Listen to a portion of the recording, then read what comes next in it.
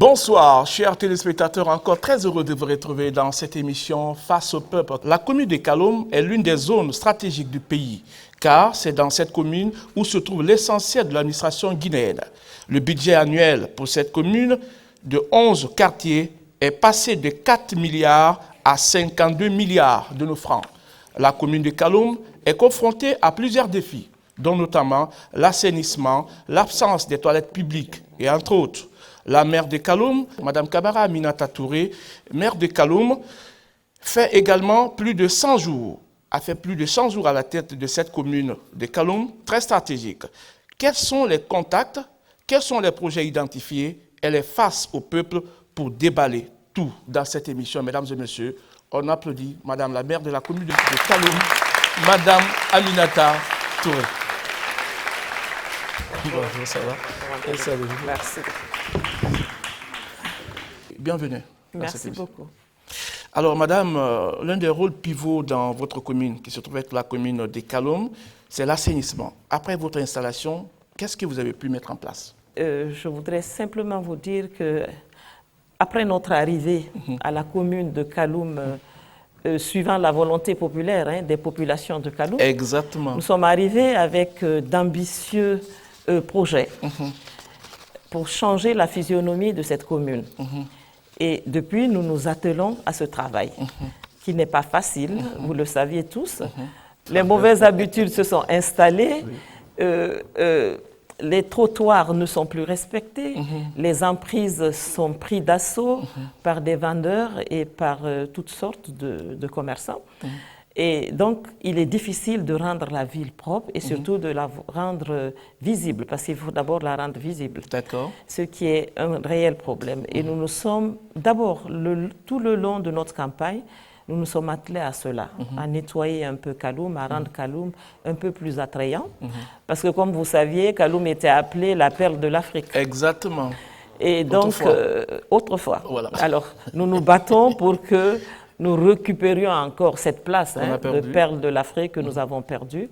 Et c'est pour cela qu'aujourd'hui, notre grande bataille, c'est la salubrité de la ville de Kaloum. Et pour cela, c'est avec tous ces contours, en regardant tous ces contours, parce qu'il ne s'agit pas seulement de nettoyer, il ne faut surtout pas salir. Ouais.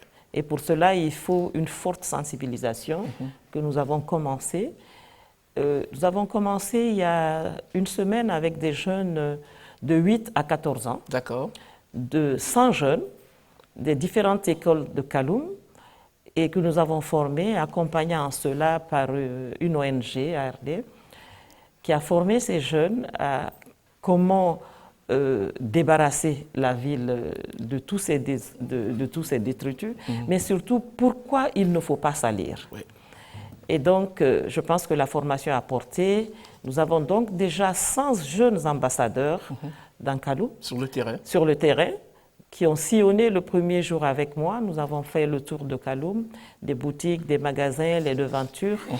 Et j'étais moi-même très impressionnée de voir ces jeunes parler à des grandes personnes pour leur dire qu'ils avaient besoin de vivre et sainement, dans un environnement sain et en bonne santé surtout. Donc, ils ont besoin que leur commune soit propre. Et je voyais l'étonnement de ces personnes qui disaient tout simplement aux enfants, nous rendrons la ville propre. Et c'est bien possible. Et c'est bien possible. Alors, c'est Mme Kamara Aminata Touré, elle est la maire de la commune de Kaloum. Alors, cette émission, nous avons des rubriques, parce que c'est une émission qui est animée par ce public que vous avez en face, composé de société civile, des médias, mais aussi des étudiants. Mais il se trouve qu'hier, vous étiez à Kassa. C'était pourquoi, madame? Bien. Kassa, où nous avons le Khalif qui fait le tour de tous les quartiers de Conakry, qui a fait le tour de tous les quartiers de Conakry pour des bénédictions, pour la paix sociale, la concorde sociale. Nous pensons que c'est aussi important. Et donc, nous avons accepté d'accompagner le Khalif à Kassa. Et donc, toutes les autres îles, Roum, Fotoba, et tout le monde était là. Et Conakry est parti à 250 personnes. Et c'était une séance de prière, une journée de prière et de bénédiction. aussi de prière pour nos morts. Aussi de prière pour nos morts. Alors, on va noter ensemble, ils vont nous poser des questions. Alors, le premier intervenant dans la rubrique questions-réponses dans l'émission Face au peuple. On va suivre le jingle, et juste derrière, on va se retrouver pour cette rubrique questions-réponses.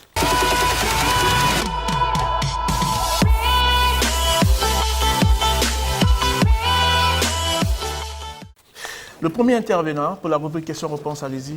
Moi, c'est Diakité Mohamed, je suis sociologue. Bien, moi, ma première question est que, avez-vous pris contact avec des socio-anthropologues, madame, pour un déguerpissement au niveau des taudis qui se trouvent dans la commune de Kaloum?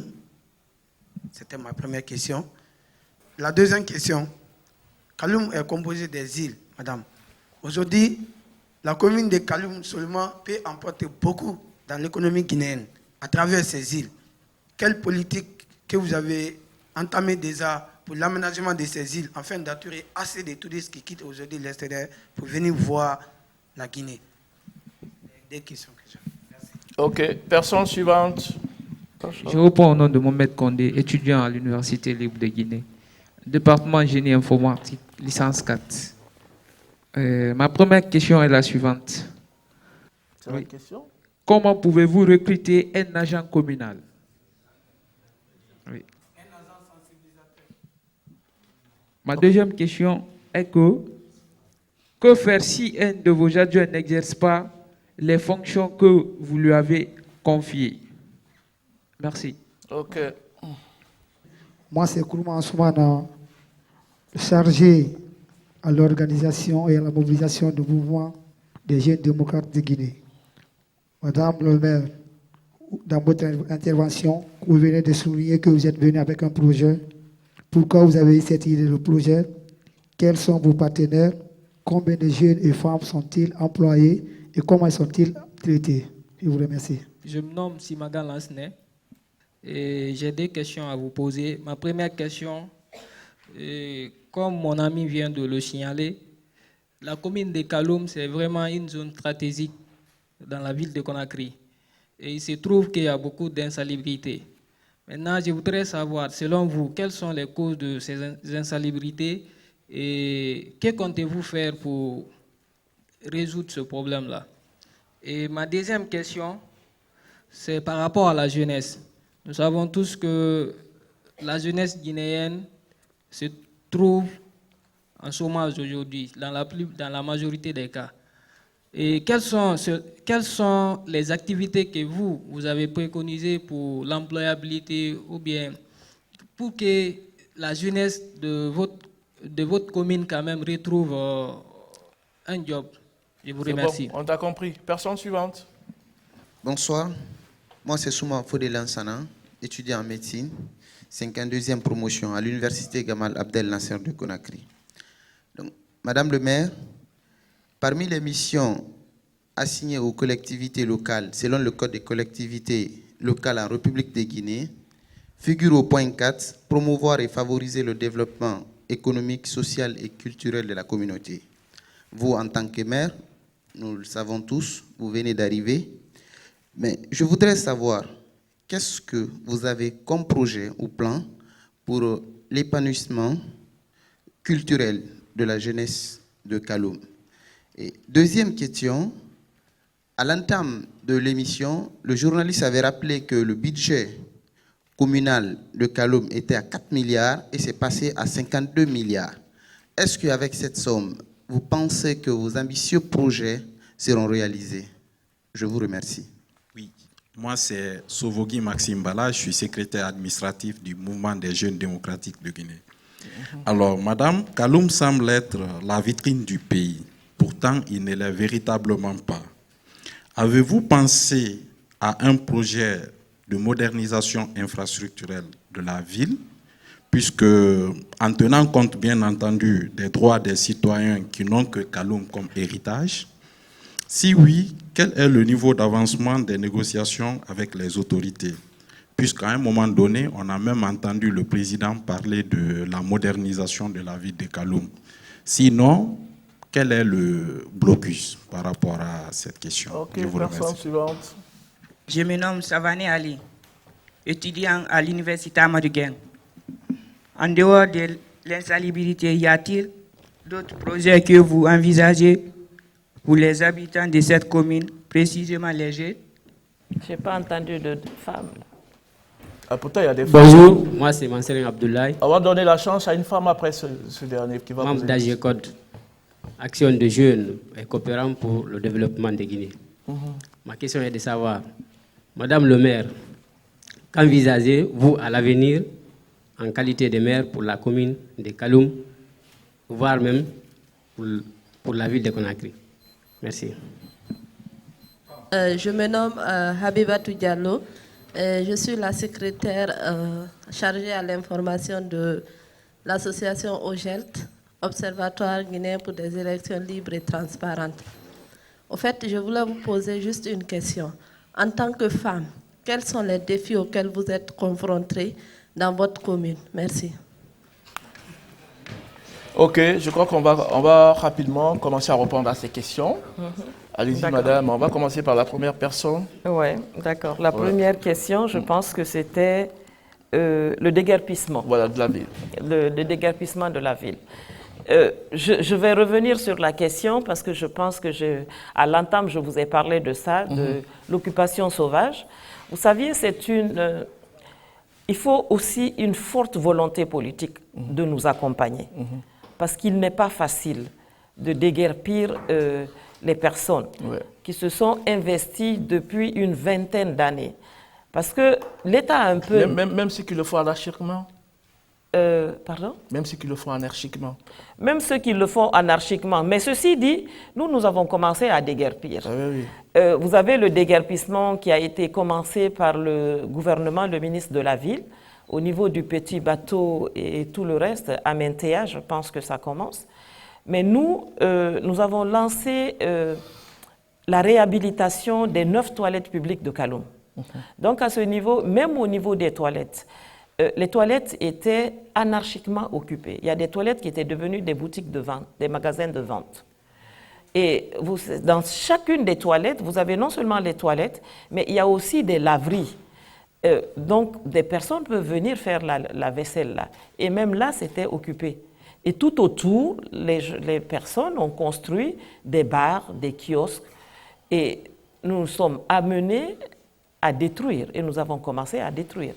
Mais ce que nous ne voulions pas, c'est casser et laisser et partir.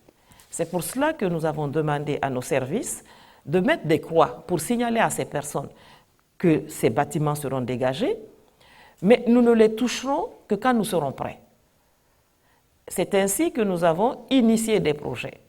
Je pense que le projet a démarré, la formation des premiers cadres ont démarré.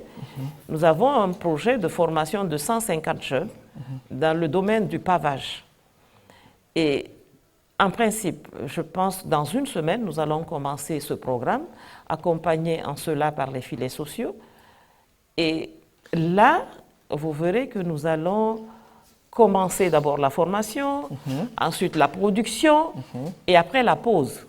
Alors, lorsque nous terminerons la production prendra un mois. Lorsque nous terminerons la production, nous allons déguerpir. Il n'y a rien à faire, nous allons déguerpir et nous rentrerons dans les 72 heures en action pour essayer d'aménager les alentours. Et c'est comme ça que nous allons aller crescendo un peu partout à tous les niveaux. Alors, il a parlé des îles.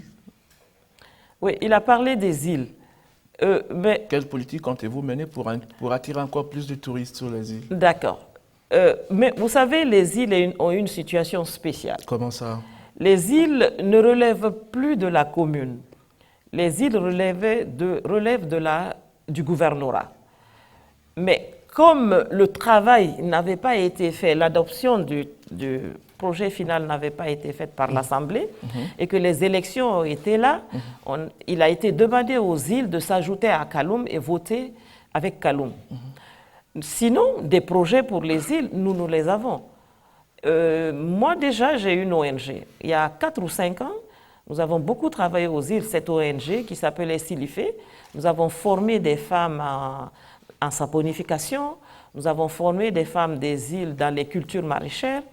Nous avons reboisé les mangroves. Parce que comme vous savez, les constructions sauvages, les remblayages qu'on fait, les remblais qu'on fait à Conakry, on ne pense pas aux conséquences de ces remblais sur l'écosystème. Et si nous continuons à faire de ces grands remblais tout autour de Conakry, surtout de Kaloum, les îles de l'Os, bientôt, bon, c'est pas bientôt, non, mais les îles de l'Os seront appelées à disparaître. Ouais. Donc, et cela, ça se faisait ressentir parce que la terre baissait, s'affaissait un peu, et les mangroves étaient détruites aussi par les femmes qui venaient couper pour aller faire le charbon de bois ou faire la cuisine. Donc, il y a 3 ou 4 ans, nous avons replanté les mangroves aux îles de l'Os. Alors, les îles regorgent de potentialités énormes pour la Guinée. Mais il faut qu'on sache les exploiter.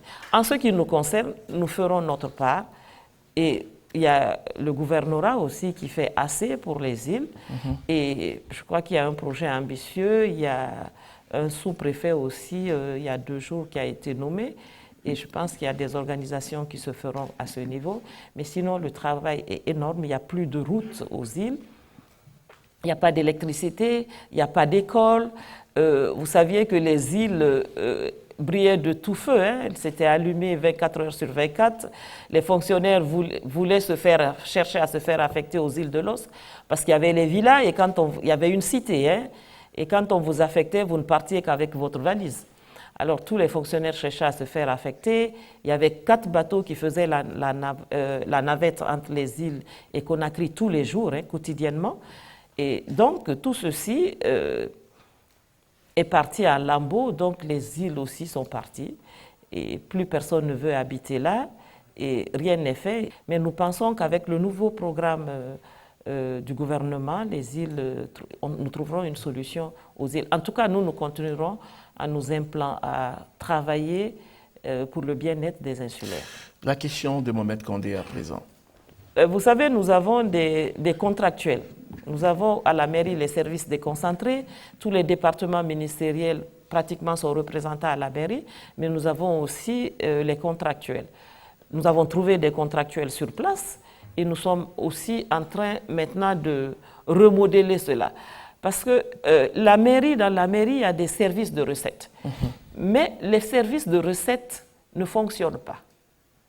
Les services de recettes ne fonctionnant pas, nous ne faisons pas de recettes, donc il est difficile de payer ces gens. Donc nous avons trouvé une situation difficile où ces contractuels restaient 2, 3, 4, 5 mois sans être payés.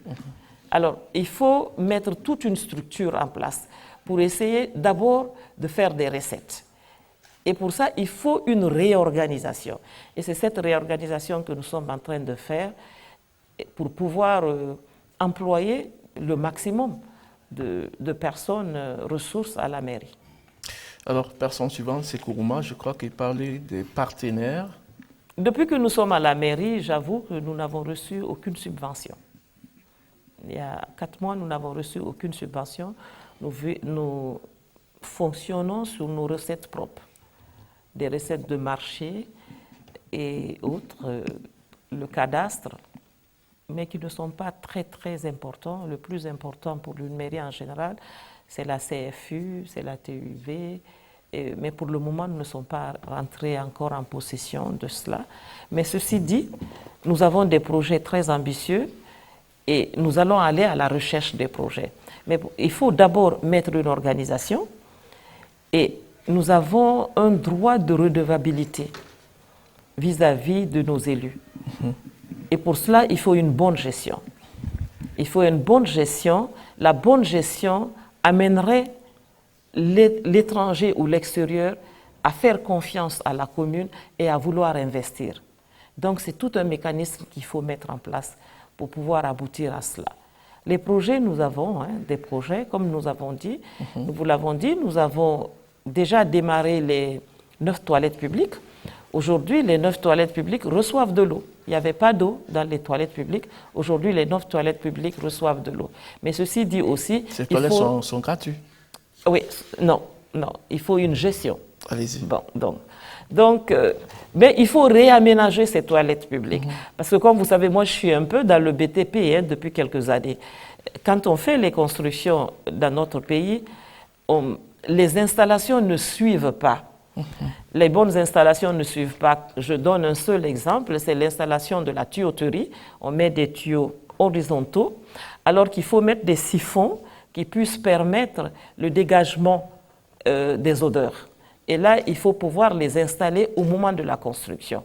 Donc, nous avons constaté que ces installations n'étaient pas bien faites dans ces toilettes, et c'est pour cela que les odeurs étaient insupportables.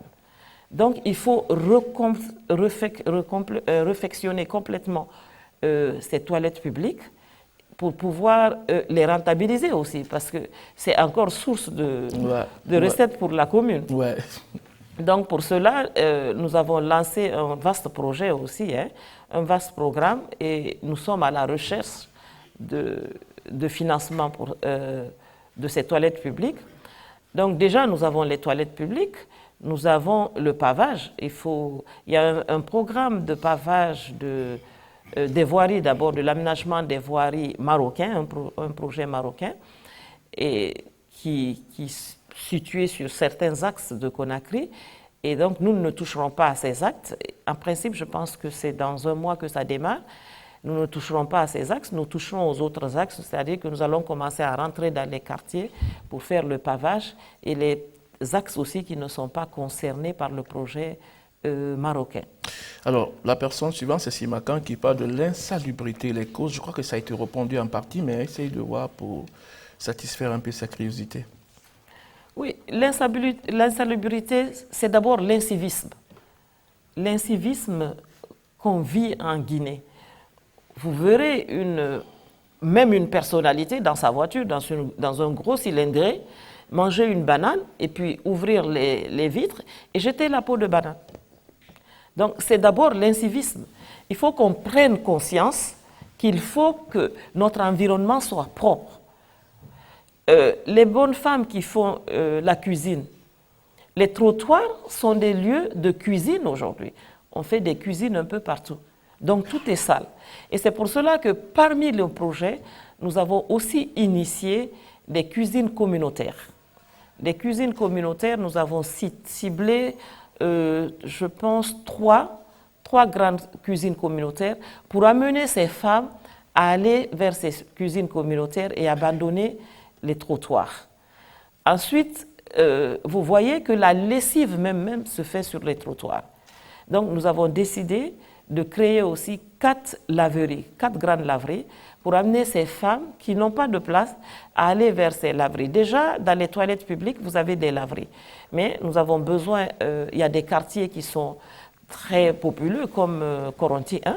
Là, ils ont obligatoirement besoin de laveries collectives, de cuisine communautaire, pour pouvoir assainir. Tout ceci pour assainir la ville. Donc, il n'est pas facile d'assainir la ville. Il faut beaucoup de préalables d'abord. Et ce sont ces préalables que nous sommes en train de mettre en place pour pouvoir démarrer. Et nous espérons, la semaine prochaine, démarrer certaines actions.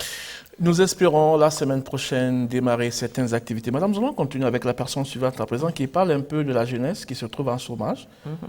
Déjà, avec la société turque qui est arrivée, nous avons réussi à faire embaucher quand même 150 jeunes de Kaloum qui ont un salaire décent quand même, ils ont un très bon salaire et ils ont 2 jours de repos et ils travaillent tous les jours parce que nous avons 3 rotations jour que nous-mêmes nous contrôlions tous les matins. Donc c'est déjà une création d'emplois. Et je vous dis que dans les 2 mois, nous créerons aussi 300 emplois. Nous accompagnerons 150 jeunes et 150 femmes. Les 150 jeunes, ça sera dans le pavage et les 150 femmes, ça sera dans la saponification. Donc les 150 jeunes, nous les accompagnerons pour qu'à la fin du projet, il soit un GIE, un groupement d'intérêt économique, et que nous les aidons à être accompagnés par une banque, en principe la banque d'investissement, qui soit accompagnée par une banque et qu'ils soient libres d'être des entrepreneurs et qu'ils puissent à partir de maintenant se prendre en charge. Parce qu'on ne peut pas continuer tout le temps à accompagner les gens. On dit toujours qu'au lieu de donner tous les matins du poisson à quelqu'un, apprenez-lui à pêcher. Donc ce que nous faisons, c'est 150 jeunes. Au bout de compte, ils seront des entrepreneurs. Nous pourrons les accompagner. Déjà, ils auront la formation entrepreneuriale, comment organiser un budget, comment monter un projet et tout ceci est prévu dans la formation. Et nous les accompagnerons même près de la banque pour les parrainer afin que la banque accepte de les parrainer et accepte de les sponsoriser, pas les sponsoriser, mais de les financer en quelque sorte, et qu'ils deviennent des entrepreneurs. À présent, la question de Fodé Lansana, qui parle un peu de votre plan d'épanouissement pour la jeunesse, parce qu'il a fait allusion un peu aux 52 milliards que vous avez comme budget à la mairie. Allez-y. En 2019, nous avons voté un budget de 52 milliards 393 millions 457 652. Là, nous avons fait appel aux 29 élus communaux et nous avons travaillé sur le budget, en faisant appel aussi à des experts qui nous ont accompagnés dans l'élaboration de ce budget. Nous avons pris les axes prioritaires, comme je vous l'ai dit, à court terme, à moyen terme et à long terme. Et c'est en fonction de cela, de tous ces projets, que nous avons fait ce budget, qui est très ambitieux, je le reconnais. Mais nous nous battrons pour avoir les moyens de notre politique, parce que nous ne pouvons pas annoncer les 52 milliards et ne pas pouvoir les engranger. Nous nous battrons pour les trouver. Et cela, s'il faut aller à l'international, nous le ferons. Et également en Guinée, nous avons des ressources en Guinée. Nous avons toutes ces sociétés minières qui investissent en Guinée et toutes ces grandes sociétés qui sont sur le territoire de Kaloum. Nous avons les grandes entreprises comme Bolloré, comme SMB, comme UMS, qui sont tous à Kaloum, comme Pichini même, qui sont tous à Kaloum. SMB, tout ça. Oui, c'est ça, ils sont tous à Kaloum. Donc chacun devrait se sentir concerné par la commune de Kaloum. Ça doit être une priorité. Je vais vous faire une petite confidence. Moi, je suis dans le BTP et j'étais en Guinée équatoriale. J'étais dans une région où nous travaillions, où nous avons construit des immeubles, des bâtiments, des hôtels et tout. Mais nous avons pris sur nous de construire un marché, un grand marché pour cette ville, la ville d'Anisor. Nous avons construit une école, nous avons offert des salles de classe, nous avons construit une église et nous avons donné du travail à des personnes. Donc, je pense que ces sociétés doivent penser la même chose, doivent faire la même chose. Ils doivent penser à leur environnement.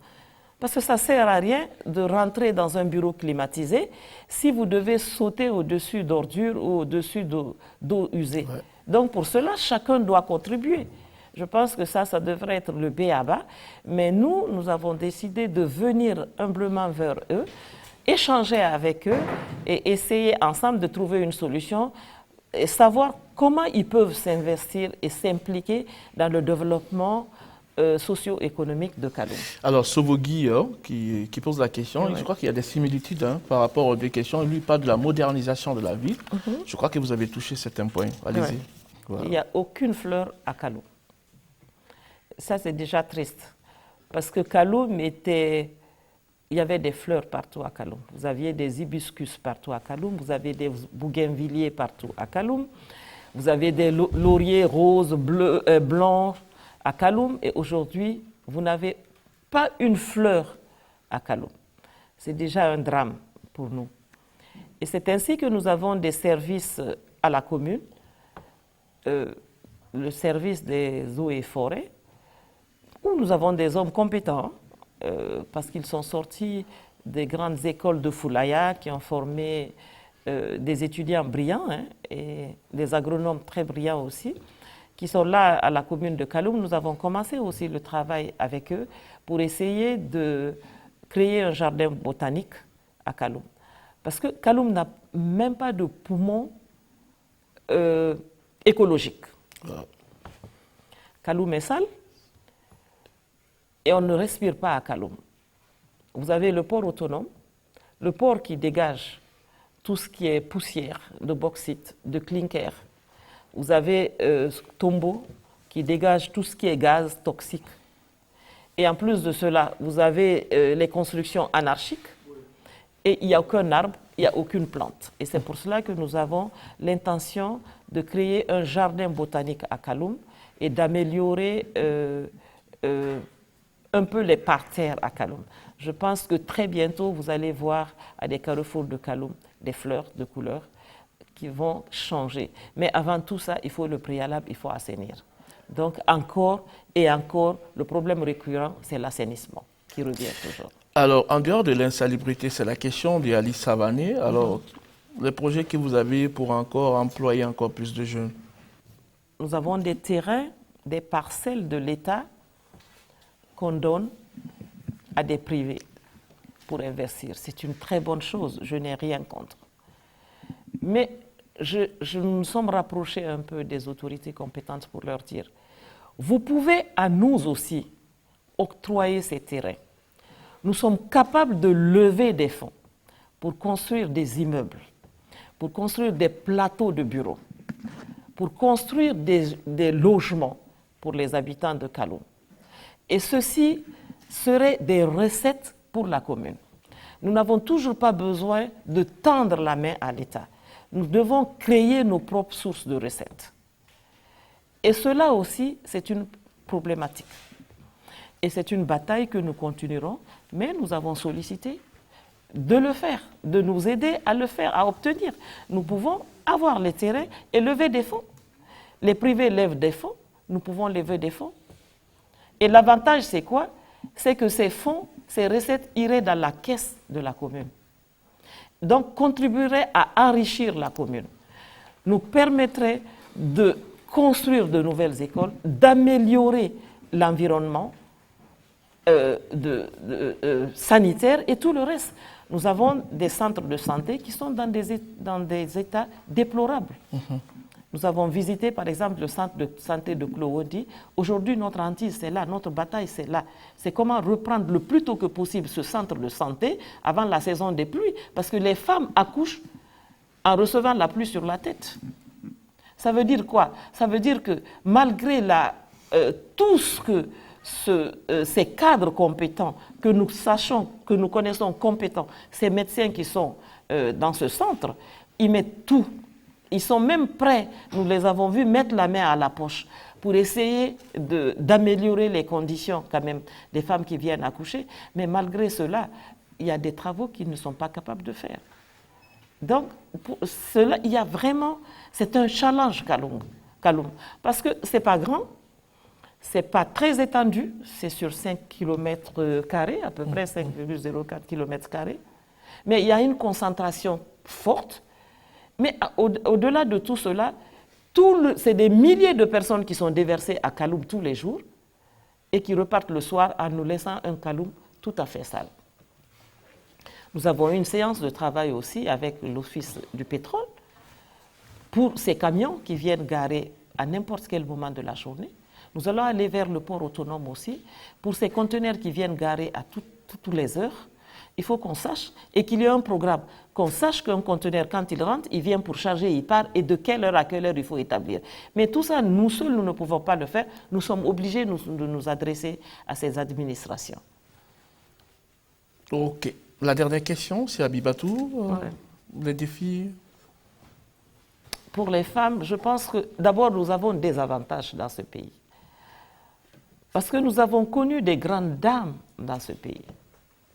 Nous avons connu des femmes qui ont laissé leur nom dans l'histoire de toute l'Afrique et même de l'humanité. Nous avons eu des femmes comme Balia Camara. Nous avons vu des femmes comme Hadja Mafori Bangoura. Nous avons eu des femmes comme Jeanne Martin Cissé, qui a été la première femme à diriger le Conseil de sécurité, qui a été la première femme à diriger la panafricaine des femmes. Nous avons eu des femmes comme Binta Diallo, qui était la première femme pilote en Afrique, en tout cas au sud du Sahara. Donc nous avons des exemples. Et les femmes guinéennes sont battantes. Après l'ajustement structurel, qu'est-ce que nous avons vu? Tous les hommes ont été jetés dehors, sans emploi. Air Guinée fermé, plus de 1000 emplois ou 2000 emplois. Les chemins de fer fermés et tout le reste. Mais qui était là pour prendre et les hommes et les enfants en charge? C'est les femmes. Quand vous sortez à 5 heures du matin, vous allez dans les marchés, qui vous voyez? C'est les femmes. Donc les femmes sont le socle de cette nation. La femme guinéenne est une femme battante et c'est une femme courageuse. Mais, encore une fois, il faut qu'elles acceptent de s'impliquer. Il faut qu'elles acceptent de continuer cette bataille. Parce qu'on ne le fera pas à notre place. Nous sommes très tristes de savoir qu'aujourd'hui, sur toutes les communes, les 300 et quelques communes de la Guinée, en commune urbaine, il n'y a qu'une seule femme. Et quelques 4 ou 5 femmes dans les communes rurales. Ce qui n'est pas normal. Parce que la femme gère bien. Ah bon? Ah oui? Je ne savais pas. Hein. C'est une question, hein. J'ai le droit de poser des questions. Ah oui? La femme gère. En général, les femmes ne touchent pas aux deniers publics. Ah bon? Oui. D'une façon générale, elles ne touchent pas aux deniers publics. Elles ont beaucoup d'éthique. Alors, moi, ce que je peux dire, c'est encourager les femmes à s'impliquer dans le combat du développement, qu'on sorte du sous-développement dans lequel nous végétons aujourd'hui. On applaudit pour la mère des Kaloum, s'il vous plaît. C'est Madame Camara Aminata Touré. Alors, Madame, on vous a posé des questions, vous avez pris soin de leur répondre. On va aussi renvoyer le débat au niveau du public que vous avez en face. Ils vont également vous faire des propositions de solutions par rapport à vos problèmes. Alors, le premier intervenant, il se présente et puis on va aller vite.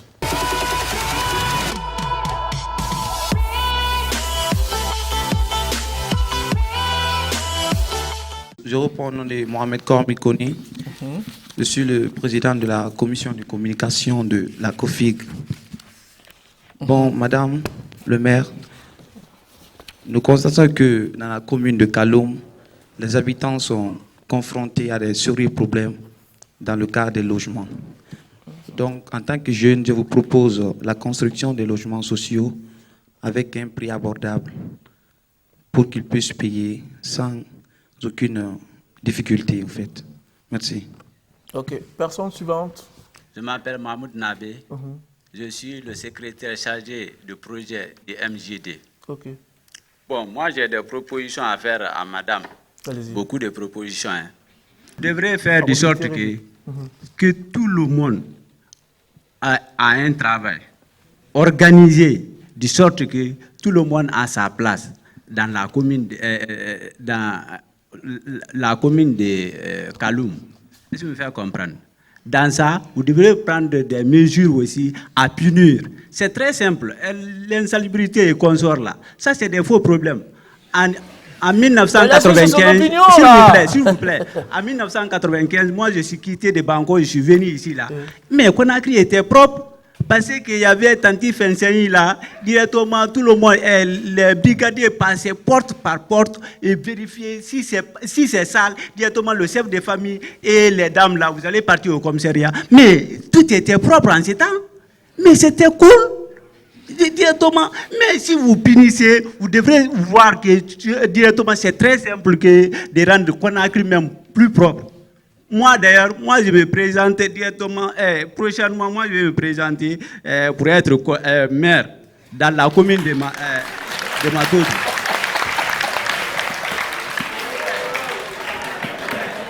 S'il vous plaît. Deuxièmement, si vous voulez que ça soit propre, dites à tout le monde de balayer devant ce soir et que vous les payez. C'est très simple. C'est plus palpable. David, on t'a compris. Allez-y, personne suivante. Je me nomme Barry Alphoma, je suis étudiant. Allez-y. Madame le maire, ma proposition est la suivante. Et comme vous l'avez si bien dit que vous avez commencé, vous avez recruté des jeunes, donc moi, ma proposition est la suivante, et de vous dire que de faire de telle sorte que de multiplier, de recruter les jeunes afin qu'ils puissent assainir la commune de Kaloum, en un mot, la ville de Conakry. Et faire des campagnes de sensibilisation, faire de telle sorte que, parce que vous savez, que qui parle de la santé avant tout, et qui parle de la santé, parle de l'environnement. Quand l'environnement est sain, il est possible qu'on ait la santé. Et si l'environnement n'est pas sain, il n'est pas facilement d'avoir la santé. C'était ma proposition, je vous remercie. Madame, c'était là la deuxième rubrique appelée proposition de solution dans cette émission Face au peuple. Alors on va suivre ce bout de jingle, juste derrière on va se retrouver pour la dernière rubrique.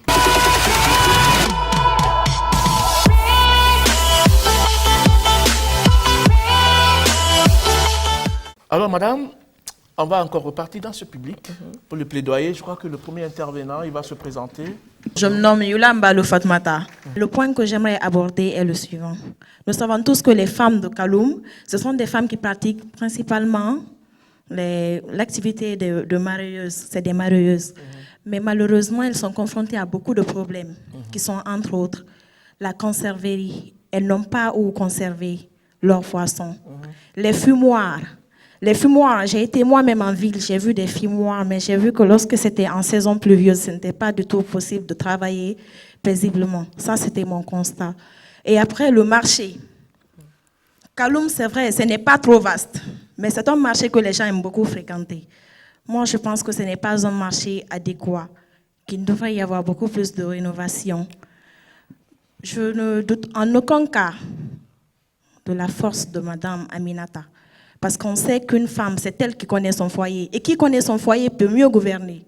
Applaudissez pour Madame Aminata. De ce fait, j'ose espérer que Madame Aminata saurait être au chevet des femmes, au cœur de la joie des enfants et des jeunes. Donc, bon courage, Madame, parce que ce n'est pas facile. Kaloum, c'est petit, comme vous l'avez dit, mais il y a un surpeuplement. Bon courage. Merci pour les mots aimables. Allez-y, la personne suivante. Moi, c'est Sila Mariam Zaïd. Je suis la présidente de la commission stratégique du club intergénérationnel COFIG. Madame, ayant un parcours très important et une expérience professionnelle dans le pays où vous étiez, j'espère que vous seriez d'une grande aide dans le financement des micro-projets afin que la jeunesse de Kaloum soit autonome. Mais j'aimerais qu'à vos projets, vous associez aussi des campagnes de sensibilisation pour certains quartiers de Kaloum.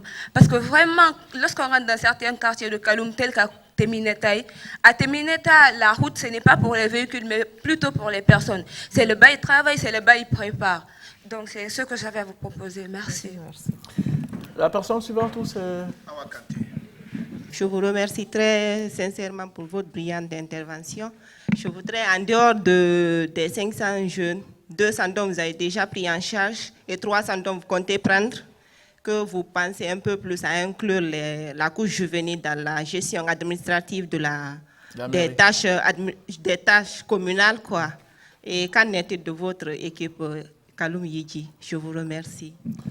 Je me nomme Bali Mamadou Aliou, activiste de la Guinée ici. Mais par rapport à madame, je vais tout simplement monsieur Kaloum, c'est la plus petite commune, mais il y aura beaucoup de choses aussi encore de travailler dans synergie, puisqu'il y aura des personnes qui verront toujours sa récupération politique de part et d'autre.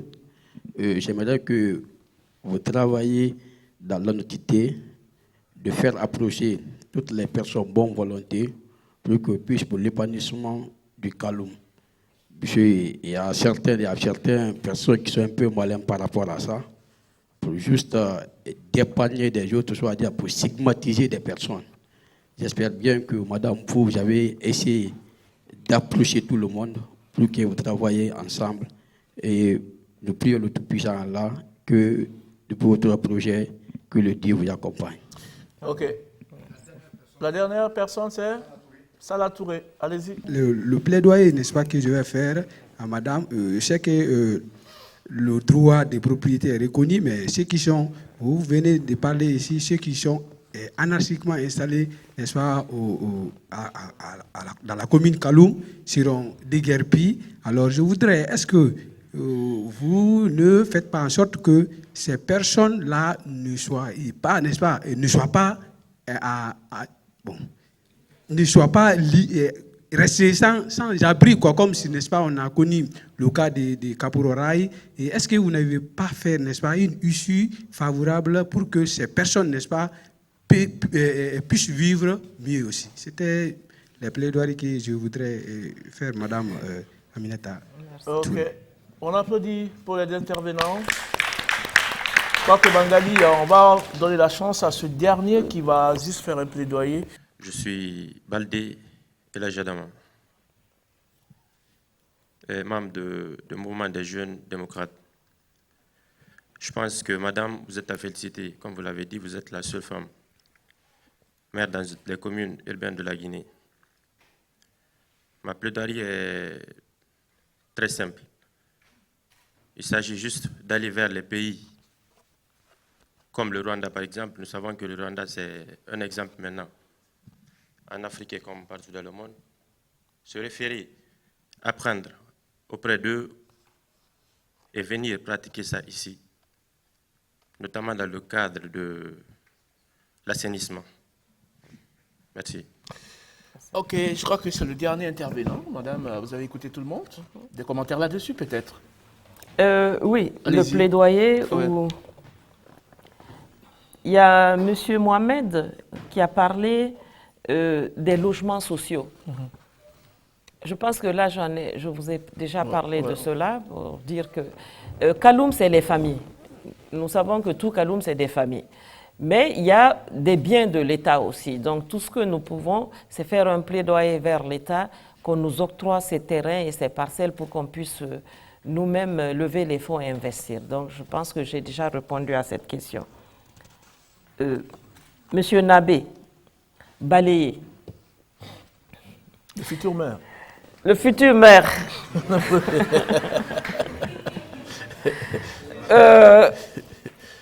Monsieur Nabé, je suis d'accord avec vous. En effet, vous savez, cette ville était propre sous la responsabilité uniquement des chefs de quartier. Mais la population d'abord a triplé. Ouais. Et il y a eu un laisser-aller. Et les infrastructures n'ont pas suivi. Et donc, aujourd'hui, nous avons tous ces problèmes récurrents qui sont emmagasinés et qui sont des problèmes réels posés à nous. Sévir, je suis entièrement d'accord avec vous, mais il faut que nous posons d'abord des jalons. Si je vous dis que nous sommes en train de construire, de mettre en place les cuisines communautaires, de mettre en place des laveries communautaires, c'est justement pour ça. Parce que vous voyez une concession à Kaloum. Vous rentrez dans une concession à Kaloum, il y a au moins 30 familles.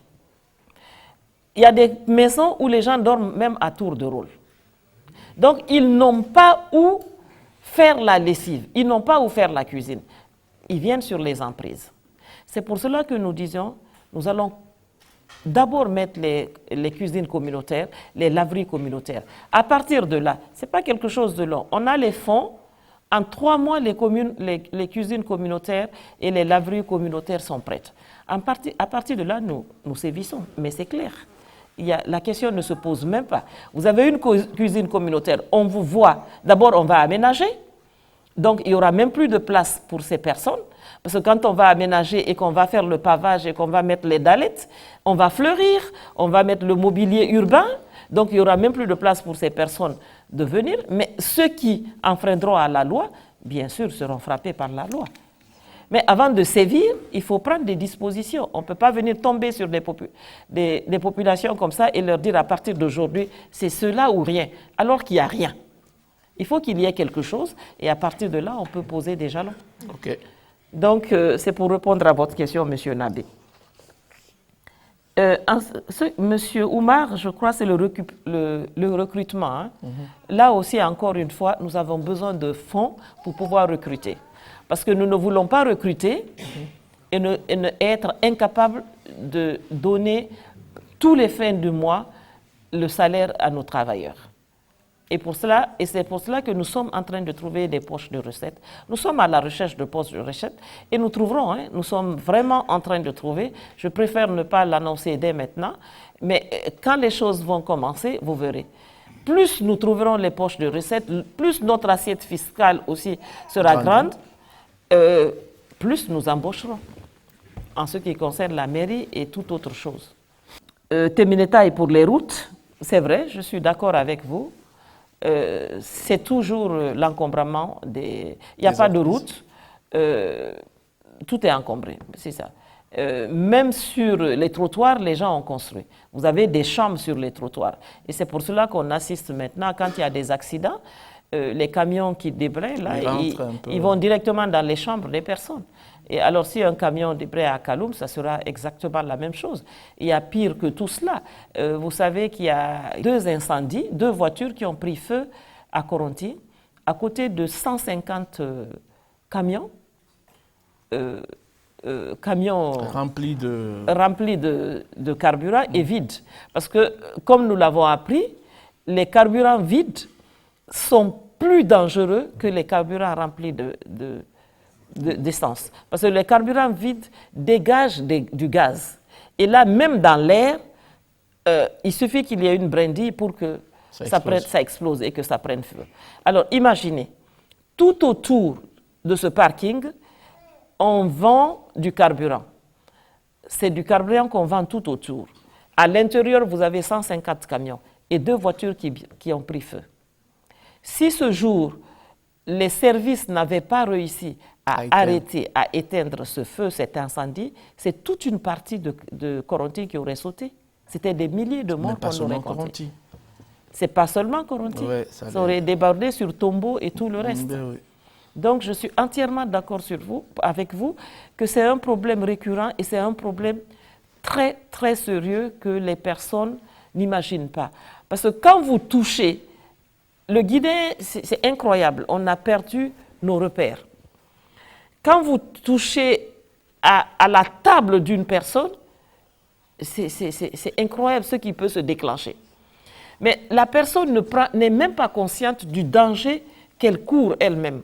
Parce que ceux qui vendent ce pétrole en bordure de route, vous voyez ce parking, nous sommes rentrés dans ce parking, vous voyez des chauffeurs qui fument et qui jettent le mégot avec 150 camions à l'intérieur d'un parking. Donc, encore une fois, la sensibilisation doit être très forte et vous devez tous nous aider à cela. Chacun à son poste, chacun peut faire quelque chose. Et nous comptons sur tout le monde pour essayer de sensibiliser à son niveau les personnes. Nous, en tout cas, nous ferons notre part de travail. Monsieur Barry, vous pouvez être rassuré. Nous avons eu, nous, notre génération, la chance d'évoluer ensemble. Nous ne connaissions pas ces problèmes ethniques. Nous étions à l'université, moulés ensemble. Nous mangions ensemble, nous dormions ensemble, nous étions à l'internat à Poli, très souvent, et nous étions tous là. Nous ne savions pas qui était de quelle ethnie. Donc, soyez rassurés, à la commune de Kaloum, ça n'existe pas. Voyez l'exécutif de Kaloum, vous comprendrez que tout le monde se retrouve. Tous les habitants de Kaloum se retrouvent dans l'exécutif de Kaloum, parce que l'exécutif de Kaloum, c'est en fonction des voix, des votes des populations de Kaloum. Kaloum Yigui est venu en tête, le maire est de Kaloum Yigui. Le RPG est venu en 2e position, le premier vice-maire est RPG. L'UFR en 2e, le 2e vice-maire est UFR. L'UFDG en 3e, le 3e vice-maire est UFDG. L'UDG en 4e position, le 4e vice-maire est UDG. Je pense que la commune de Kaloum est la seule commune qui a installé ainsi ses élus. Cela veut dire quoi? Cela veut dire que les populations de Kaloum sont déjà rassurées parce que ils ont leur porte-parole à la mairie. Vous avez voté pour quelqu'un, vous savez qu'il porte votre voix à la mairie. Et les problèmes d'ethnie, de religion, nous ne les connaissons pas. Et je ne veux pas m'éterniser dessus. Religion, ma mère est chrétienne, mon père est musulman. Ethnie, ma mère est Soussou, mon père est Malinké, mon mari est Kissien. Et j'ai grandi au Fouta, j'ai passé toute ma vie au Fouta. Donc nous ne connaissons pas ça. Et nous espérons que la jeunesse que vous êtes, vous battrez pour mettre cela en avant. Nous devons regarder ce qui nous unit, mais pas ce qui nous désunit. Madame, ça a été un plaisir pour moi de vous avoir cette semaine. Merci, le plaisir est partagé. Espérons vous retrouver prochainement. J'espère que ce ne serait pas la dernière fois. Je vous remercie. Peut-être le dernier mot aux téléspectateurs. Merci beaucoup. J'ai été très heureuse d'être en face de vous aujourd'hui pour une première fois. C'est un exercice pas du tout facile, parce qu'il paraît que je suis timide de nature, mais j'essaye de communiquer. Je communique quand même assez, je crois, et je me battrai pour cette commune, je me battrai pour mon pays, et c'est pour cela que je suis là aujourd'hui. Parce que je pense que ce pays nous a tout donné. Encore une fois, je dis notre génération, nous avons fait toute notre scolarité sans que nos parents ne payent un franc. Les cahiers et tout nous étaient offerts. Donc nous avons une redevabilité vers cette population. Comme chacun de vous, nous devons tous nous impliquer pour changer les conditions de vie des Guinéens, pour changer, pour améliorer les conditions de vie des Guinéens. Et nous devons surtout nous donner la main et savoir que nous sommes d'abord des Guinéens avant d'être des Soussous, des Peuls, des Malinqués, des Foulas et des forestiers. Encore une fois, je vous remercie. Voilà. Voilà l'essentiel de votre émission Face au peuple de cette semaine, qui a eu la chance d'avoir pour la première fois dans cette émission Madame la maire de la commune de Kaloum, Madame Camara Aminata Touré. Alors, ensemble, la société civile, la presse et également les étudiants, ils ont posé des questions et il a eu le temps de répondre. Vous avez suivi également les plaidoyers, les propositions de solutions. Quant à moi, il ne me reste plus qu'à vous dire merci. On se donne rendez-vous la semaine prochaine. Merci, bye bye. Merci beaucoup.